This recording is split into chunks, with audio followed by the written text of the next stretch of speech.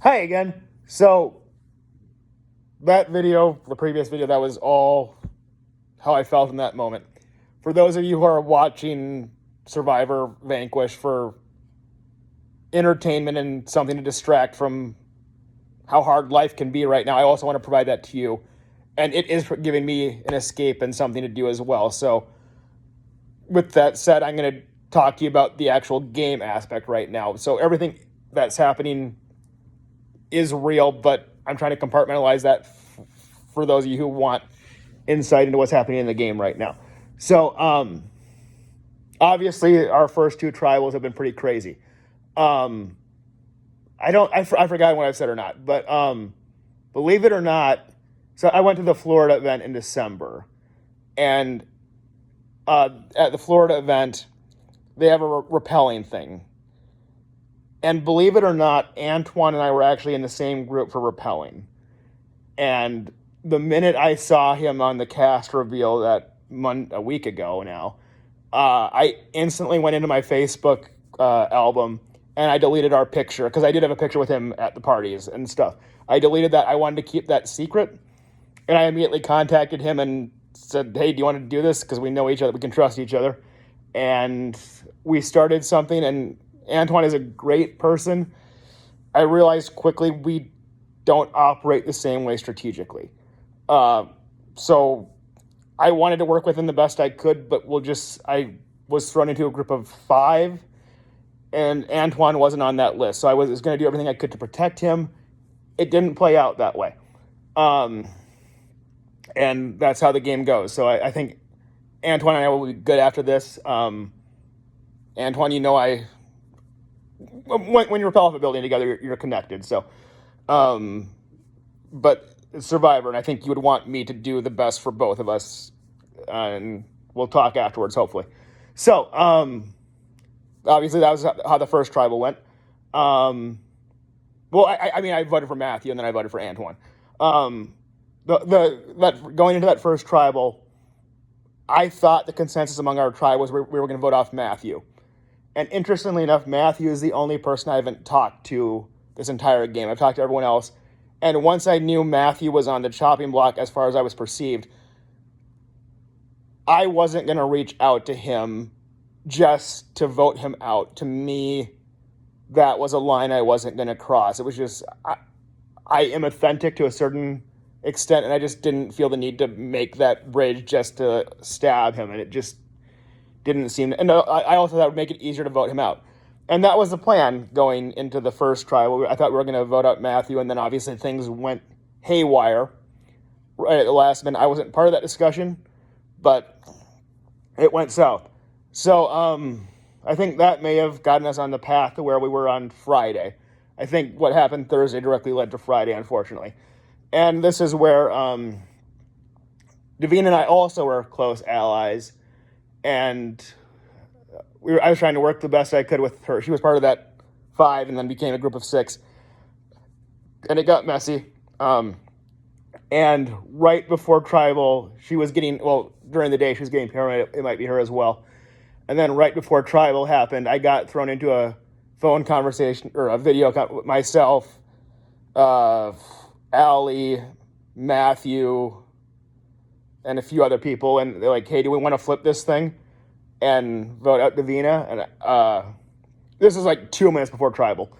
And I hadn't talked to Matthew, period. And Allie, literally minutes before that, or an hour, like she did not want to talk to me, period.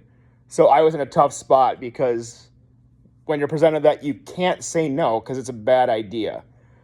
So I said yes, not meaning to follow through with it. There were people in that group I trusted, but if that went south, the other alliance, they were like, I was in the other alliance, and I was getting close with other people and relaying that information back to them, and they were still not trusting me. It was really challenging. Like, I'm doing the job you tasked me to do, but you're getting mad at me for doing it well and getting the info to you. It's like, I'm being honest, but we're good.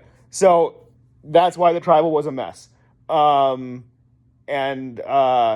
Obviously, when she called, or Allie called, I was one of those 5 that said yes. But I'm glad she did that because she said, well, show us your cards. And I mean, that was not planned, but I literally got to show her my cards. So um, that alone was worth it. And unfortunately, Davina went home. So also an ally. So I'm from Minnesota. So Charlie Brown is very much a Minnesotan. And my strategy so far has been do the best I can, but it feels like I'm trying to kick the football when Lucy is holding it. With that said, though, um, I've found that whenever I make an ally with someone, they actually go home. So, in that spirit, after our tribal council, to his credit, Chris said, hey, let's do a group call, let's have a reset. And the craziest thing happened. We had a reset, like everyone was like, let's get the paranoia down and move forward together. Like, we can do this. And Chris and I had a good talk.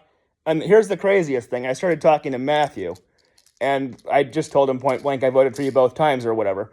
And he's like, okay, cool. I explained why. I was like, if I thought you were going to get voted out, and I just wasn't going to do that for the stupidity of it. And he respected that. And this is like, I always make the best move and see what happens. But once the move's made, I try and find the positive in it. And I told Matthew point blank, the upside of us working together, because I've been very vocal with my group of getting Matthew out. The upside of this is that no one, and I mean no one, is going to think the two of us are working together.